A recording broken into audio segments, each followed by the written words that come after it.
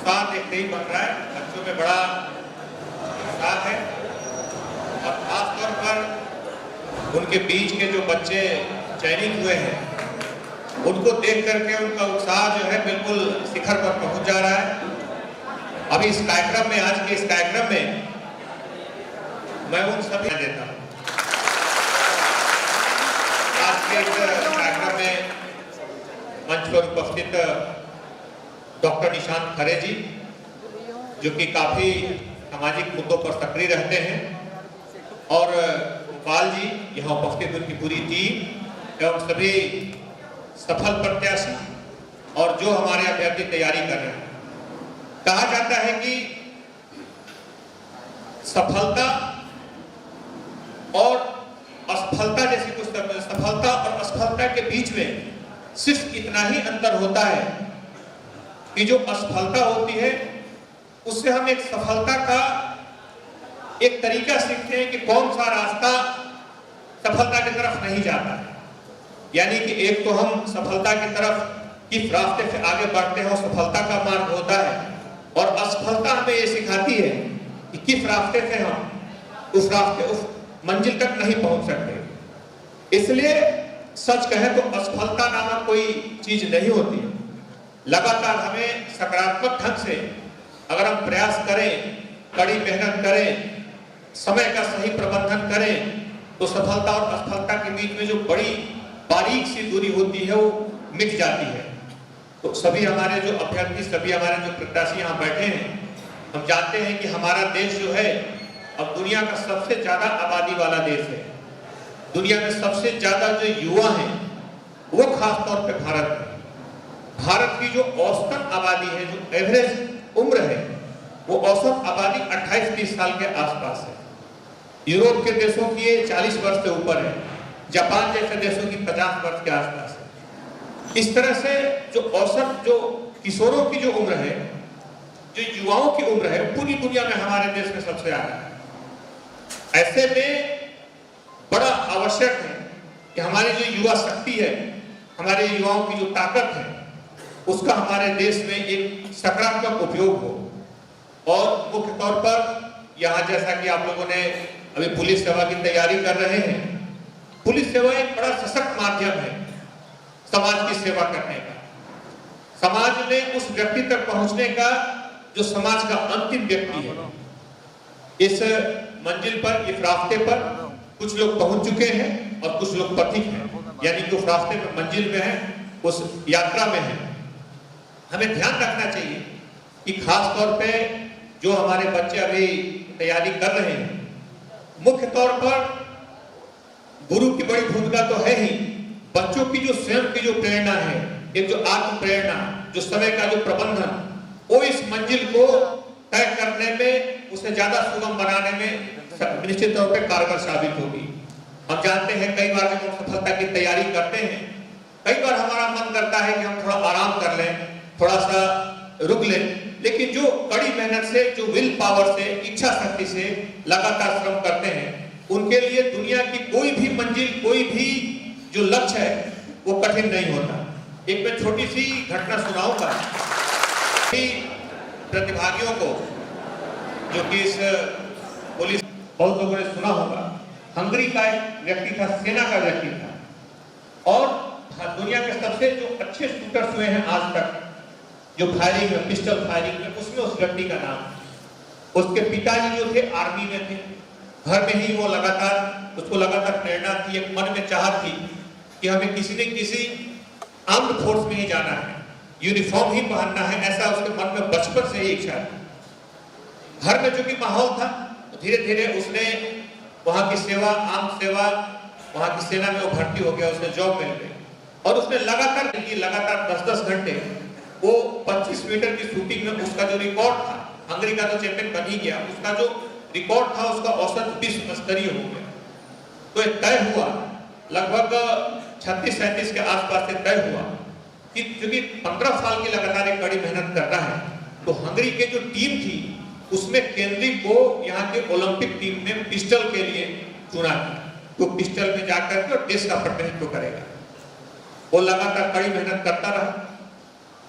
1940 में ओलंपिक होने वाले थे, लेकिन उससे 2 साल पहले 1938 में अचानक एक अभ्यास के दौरान उसके हाथ में ग्रेनेड फट गया और ग्रेनेड फटने के साथ ही उसका दाहिना हाथ उड़ गया। अब वह व्यक्ति जो कि लगातार 20 सालों से एक ही सपना देख करके सोया हो और जगा हो, जिसने दिन और रात का अंतर पहचानना बंद कर दिया हो, उस व्यक्ति के सपने 1 सेकंड में खत्म हो गए। अब उसके सामने 2 विकल्प हैं, या तो हमेशा के लिए हार मान ले, हमेशा के लिए मान ले कि अब उसे जो भी सपना देखा उसे अब भूल जाए, या फिर दूसरा था कि उसके पास एक दूसरा हाथ भी था, उस हाथ से नई मेहनत से, नई इच्छा शक्ति से पुनः प्रयास शुरू कर। उसने कहा कि मैं हार नहीं मानूंगा, मैं फिर अपना दूसरा हाथ है उससे फिर प्रयास शुरू कर। उसने फिर दूसरे हाथ से लगातार प्रयास शुरू किया और बाएं हाथ से 2 साल की मेहनत में लगभग उसने पूरे विश्व स्तर की जो पुरानी जो उसका स्टैंडर्ड था, पुराना जो स्तर था, उस स्तर तक वो पहुंच गया। उसने वो मंजिल जो थी वहां तक अपनी एक ऊंचाई फिर बना ली। इसके साथ ही लेकिन तैयारी के साथ जब वो भाग लेने वाला था, हम जानते हैं कि 1939 में विश्व युद्ध शुरू हो गया था और 1940 में ओलंपिक खेल नहीं हो पाए।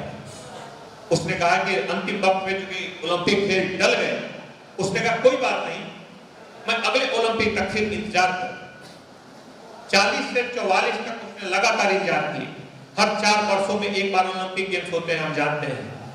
44 में जब ओलंपिक की वो तैयारी के लिए पुनः नए सिरे से अपने को मजबूत कर रहा था, अपने को तैयार कर रहा था, कि 44 के ओलंपिक भी अंतिम दौर में तैयारी जब चल रही थी, उस दौर में अंतिम समय में वह विश्व युद्ध के कारण 44 के ओलंपिक भी रद्द हो गए।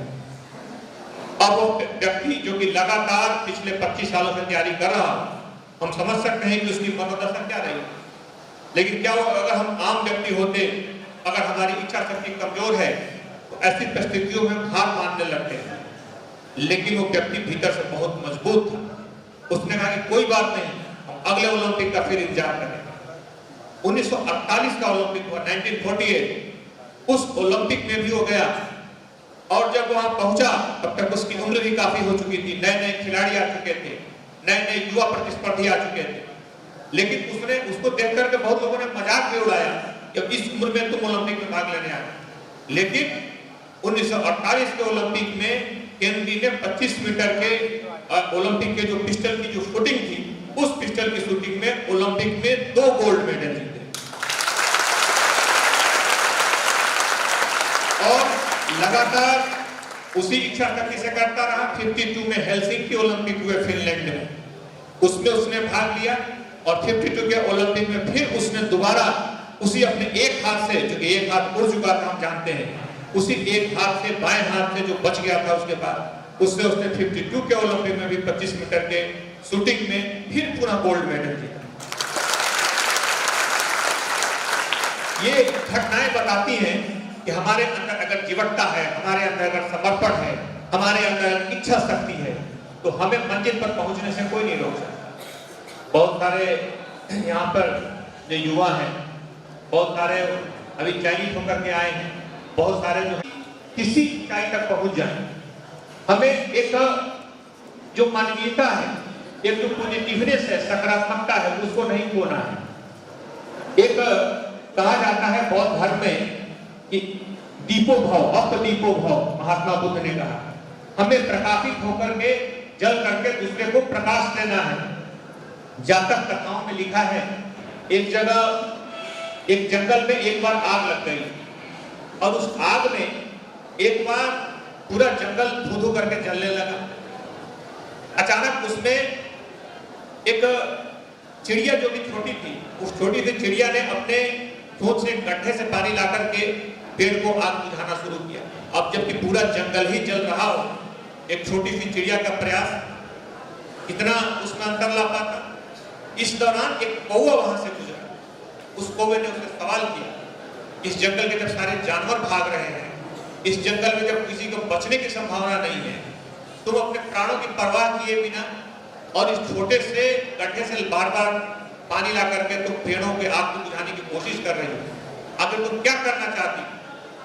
उसने कहा, उस चिड़िया ने कहा कि मैं जानती हूं कि इस जंगल के आग के सामने मैं बहुत छोटी हूं, मैं इस आग को नहीं बुझा सकती, लेकिन इस प्रयास के द्वारा, इस छोटे छोटे एक दो दो बूंद पानी लाकर डालने के द्वारा मैं दो संदेश देना चाहती हूँ। पहला संदेश ये कि मैं आग लगाने वालों के साथ नहीं, आग बुझाने वालों के साथ हूं।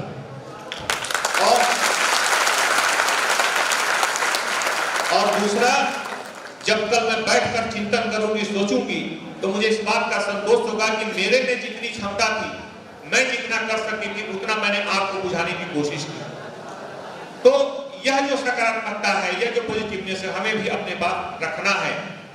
जो लोग चयनित हो गए हैं, हम जानते हैं कि चयनित होकर के एक बहुत ही महत्वपूर्ण, एक बहुत ही बड़ी जिम्मेदारी मिली। जो भी पुलिस सेवा में जब हम आते हैं, हमारे से एक ज्यादा समानुभूतिपूर्ण व्यवहार की उम्मीद की जाती है। हमारे पास बहुत सारे ऐसे लोग आते हैं, ऐसे पीड़ित आते हैं, जिनके पास जो वास्तव में समाज से और कई जगहों से उनके मन में पीड़ा होती है। इस यूनिफॉर्म के माध्यम से हमें एक मौका मिलता है कि हम उनको एक, उनकी जो रोते हुए आते हैं, उस रोते हुए उनके चेहरे को हम एक मुस्कुराते हुए चेहरे में बदल सकते हैं। ये ताकत इस वर्दी से मिलती है। इसलिए आने वाले समय में जो भी यहाँ पर है, अपने व्यवहार को हमें कम से कम दुष्टों के लिए, जो समाज के जो दुश्मन है, उनके प्रति हमारा रुख अत्यंत कठोर होना चाहिए। हमें पूरे वैधानिक परिधि में, नियम कानून के दायरे में कड़ी कार्रवाई करनी चाहिए। लेकिन जो एक आम व्यक्ति है, जो पीड़ित व्यक्ति है, उसके प्रति हमारा व्यवहार सहानुभूतिपूर्ण ही नहीं, समानुभूतिपूर्ण, एम्पैथेटिकल होना चाहिए। समानुभूति का मतलब है उसकी जगह पर हम खुद को रख के देखें कि हमारी, अगर उस पीड़ा के साथ हम गुजर रहे होते तो हम किस तरह के व्यवहार की उम्मीद रखते। इसलिए बड़ा आवश्यक है। दूसरा, जब भी हमारे युवा हैं, खासतौर पर जो सफल है या जो सफलता की तैयारी कर रहे हैं, बड़ा आवश्यक है कि तकनीक ने हमारे जीवन में बहुत अंतर लाया है। तकनीक ने पिछले अगर 1000 सालों में जितना अंतर नहीं आया, उतना अंतर पिछले 100 सालों में आया है। और पिछले 100 सालों में जितना नहीं अंतर आया, उतना पिछले, हम उसका फायदा उठाएं, हम उसका सदुपयोग करें, हम उसका सही उपयोग करें। इसलिए का जो समुचित प्रयोग है उसको हम करें। साथ ही साथ जो चयनित हो गए हैं, आने वाले समय में उनके प्रशिक्षण शुरू होगा। उसमें खास तौर पर जो तकनीकी ट्रेनिंग है, जो तकनीकी प्रशिक्षण है, उसमें उन्हें अपडेट होना होगा। लगातार बढ़ती बदलती हुई चुनौतियां बदल रही हैं, उन चुनौतियों के लिए आवश्यक है कि हम जो नई नई चुनौतियां बदल रही हैं, नए नए उसके स्वरूप आ रहे हैं, उससे अवगत हो। और साथ ही साथ हम हेल्थ पर ध्यान दें। स्वास्थ्य हमारी जिम्मेदारी और बढ़ जाती है। हमसे आसपास हमारा परिवेश, हमारा परिवार, हमारा समाज हमसे बड़ी उम्मीद भरी निगाहों से देखता है। वो हमारी तरफ देखता है कि हम किस तरह से आचरण करते हैं, किस तरह से रहते हैं, किस तरीके से उसको दिशा दे सकते हैं। इसलिए स्वास्थ्य हमारी बड़ी जरूरी है। पुलिस की जब ट्रेनिंग होती है या जो लोग तैयारी कर रहे हैं, सभी लोग सुबह जो दौड़ लगाते हैं, एक्सरसाइज करते हैं, रनिंग करते हैं, यह रनिंग सिर्फ नौकरी मिलने तक नहीं रहनी चाहिए, या फिर जो लोग तैयारी चयन हो चुके हैं सिर्फ प्रशिक्षण तक नहीं होनी चाहिए। लगातार ये पूरे हमेशा ये जीवन का हमारा हिस्सा होना चाहिए। क्योंकि जिस तरह की चुनौतियां हैं, उन चुनौतियों के दौर में स्वस्थ हुए बगैर हम नहीं रुक सकते। हमें और लोगों से ज्यादा मजबूत होना है, ज्यादा कठोरते हुए विपरीत परिस्थितियों में हमें झेलना, विपरीत परिस्थितियों की चुनौती का सामना करना है। ऐसे में हमें और लोगों से ज्यादा मजबूत होना होगा। इसके लिए खासतौर पर व्यायाम, अच्छा भोजन, कुछ न कुछ एक्सरसाइज प्रतिदिन, ये बहुत ही आवश्यक है। हमें लगातार इन चीजों पर ध्यान रखते हुए, और साथ ही साथ अगर हम यूनिफॉर्म में हैं तो हम ध्यान दें कि किसी भी तरीके से हमारा जो आचरण हो सभी लोग देखते हैं। अगर किसी ने कोई गलती की, खासतौर पर एक यूनिफॉर्म के साथ, और अगर हम निकलते हैं तो कहीं अखबार में नहीं छपता। अगर कहीं किसी ने कोई शराब पी करके कहीं कोई खड़ा है या कोई अशोभनीय हरकत किया, तो कहीं ये अखबार में नहीं छपता कि रामलाल या सोहनलाल नशे में धुत मिला। ये कभी नहीं छपता कि सोहनलाल नशे में धुत मिला। ये हमेशा छपता है पुलिसकर्मी नशे में धुत, यानी वो पूरे एक समाज को, पूरे एक वर्ग को, पूरे एक समूह को प्रतिनिधित्व करता है हर व्यक्ति। और जब यूनिफॉर्म में होते हैं तो उस यूनिफॉर्म विजिबल होता है, उससे हमारी जिम्मेदारियां बढ़ जाती हैं, हमारी संवेदनशीलता बेहतर होनी चाहिए।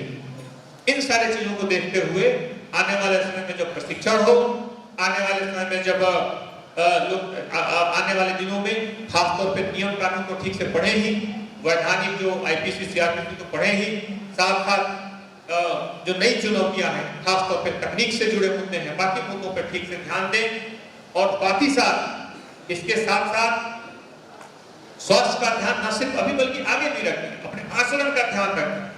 खासतौर पर यह जो अभी बहुत सारे हम देखेंगे जो यहाँ पे प्रशिक्षणार्थी हैं, जो यहाँ पे युवा हैं, वो अपने उन साथियों को देख करके बड़े उत्साहित हो रहे हैं। और उत्तर पे सफलता और असफलता के बीच में बड़ी ही बारीक सा अंतर होता है, और उस बारीक से अंतर को हम प्रयास और कड़ी मेहनत से कभी भी पाट सकते हैं। इसलिए जो यहाँ पर युवा है वो ऊर्जा से भरे हैं, वो एक हमारे राष्ट्र की शक्ति है, वो अपनी ऊर्जा का सकारात्मक उपयोग करें, सकारात्मक प्रयोग करें। और आने वाले दिनों में न सिर्फ किसी एक प्रतियोगी परीक्षा, बल्कि जो भी प्रतियोगी परीक्षाएं हैं जो उनके करियर को नई दिशा दे सकती हैं, उसके लिए पूरे तन मन धन से तैयारी करें और सफलता के शिखर पर। धन्यवाद।